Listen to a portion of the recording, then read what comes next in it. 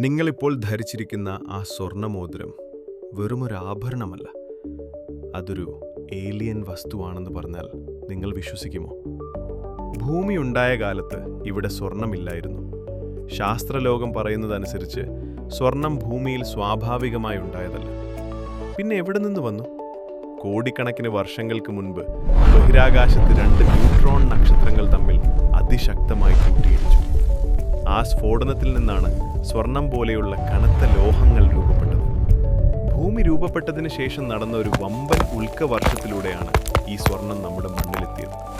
അതായത് നമ്മൾ ഇന്ന് ഖനികളിൽ നിന്ന് കുഴിച്ചെടുക്കുന്നത് 400 കോടി വർഷങ്ങൾക്ക് മുൻപ് ബഹിരാകാശത്ത് നിന്ന് പെയ്തിറങ്ങിയ നിധിയാണ്. മറ്റൊരു രഹസ്യം കൂടി, സ്വർണം കൃത്രിമമായി നിർമ്മിക്കാൻ മനുഷ്യന് ഇതുവരെ സാധിച്ചിട്ടില്ല. ഈ പ്രപഞ്ചത്തിന് മാത്രമേ സ്വർണം നിർമ്മിക്കാൻ അറിയാവൂ. അതുകൊണ്ടാണ് ഇതിന് ഇത്രയും വില. ഇതുപോലെയുള്ള വിശേഷങ്ങൾക്കായി സബ്സ്ക്രൈബ് ചെയ്യാൻ മറക്കണ്ട.